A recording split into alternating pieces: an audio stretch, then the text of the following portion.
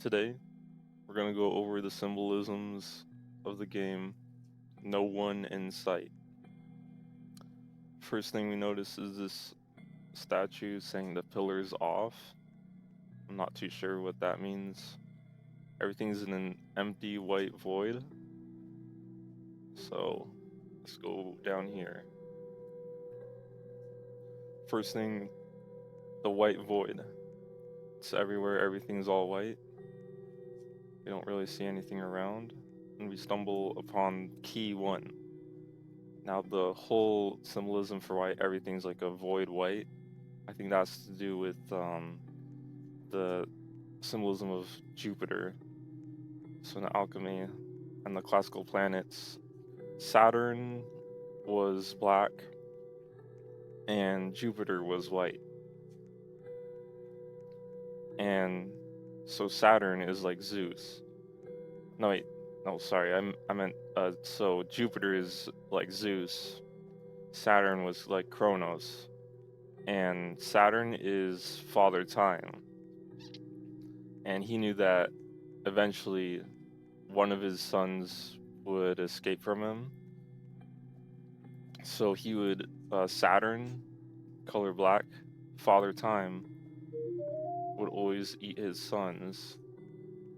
But one day, one of them manages to escape, which we now know as Jupiter, or in Greek mythology, Zeus. Jupiter escapes from being eaten by hiding from Saturn, Father Time. And that leads, of course, to the rest of the planets: Jupiter, Mars, Apollo, Venus, Mercury, and, of course, the moon. We go down here, we got this radio. It takes lyrics from the mummy's hand. Down here all alone, no way to stand. The lonely old ache in my bones. Say the spell 3 times. Crank up the special effects. I'm going to cast off all my bandages and see what happens next. I will rise from the tomb like an infant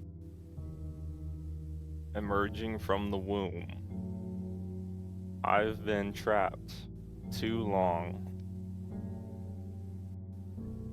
underneath the ground in the hollow darkness. Ain't no grave gonna hold my body down. I will push my hand up through the earth, and I will rise like the cries of an infant at its birth. So that's a heavy symbolism for those first 4 Gears games. The first one, we're right here in No One in Sight, where we of course have the baby. And the baby not only would represent Jupiter escaping from Father Time, Saturn, but also the Holy Trinity, where Jesus is like the baby and you sacrifice the baby, representing Jesus's crucifixion in the Bible. The baby represents the alchemical Tria Prima of salt, the physical body, connecting it with the Trinity, the sun, which is the baby, and salt is also connected to the other two, the Holy Spirit, which is like Mercury, the spirit, and then God the Father, which is sulfur, the animator. And essentially what my theory is the glower is like the Mercury. It's like the Holy Spirit. The roots, which are connected with what was it? Enchanter's Turnpike, the dualistic theory route. I think the ancient roots are supposed to be God the Father. That's like the sulfur of the Tria Prima. So when the baby is sacrificed, that's the putrefaction stage. Everything turns black. This is the alchemical transformation, the first magnum opus stage of the Negretto stage, where you have to destroy like the body, and it's symbolized by these tombs, which of course we know musty old tomb. Autoclave also has a lot of symbolism of that, where there's a lot of tombs, a lot of those villagers that go mad, the albedo stage there, but essentially no one in sight is this like first initial stage. And it's like the Holy Trinity. It's like alchemical. But yeah, so let's go ahead and get the glower. This game has like a lot of embedded not really embedded symbolisms, but there of course is a lot of symbolisms, although they're very like Venn diagrammed. So we go down here into the glower. We notice this, it's like you're looking outward from a head. You have the eyes, mouth, and then the head. We go to get the glower in here, and the glower, it can be interpreted in many ways. I think, of course, with the Trinity theory, the glower is like the Holy Spirit. In Platonism, this could represent the like nois, the divine spark in Gnosticism, where when everything turns black, you have like the knowledge of the world, or like something along those lines. We just have to get one more thing. Between two, jump. That's what that statue says.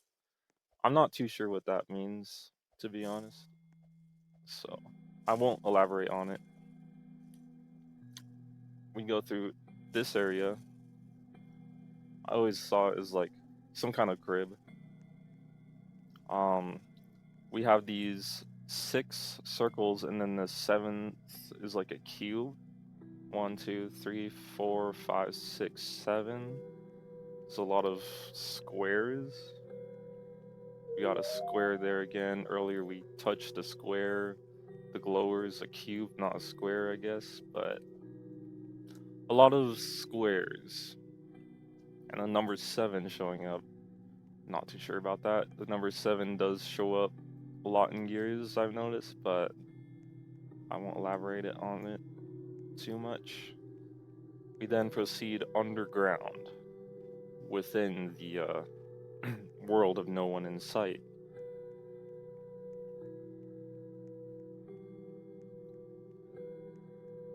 And we have to proceed to touch a generator.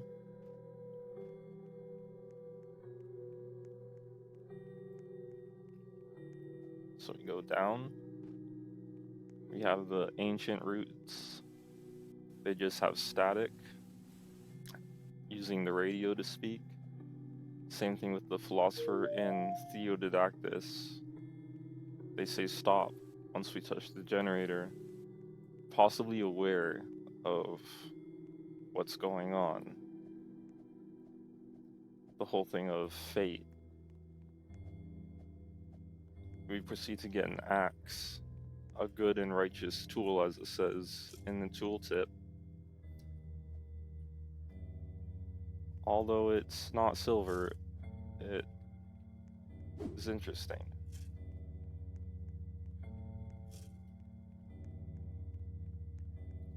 We then use the axe to cut through these branches, which we notice a lot in Gears, where we cut through like webs, or we cut through like wooden areas, or we blow up like areas where you're not allowed to go through.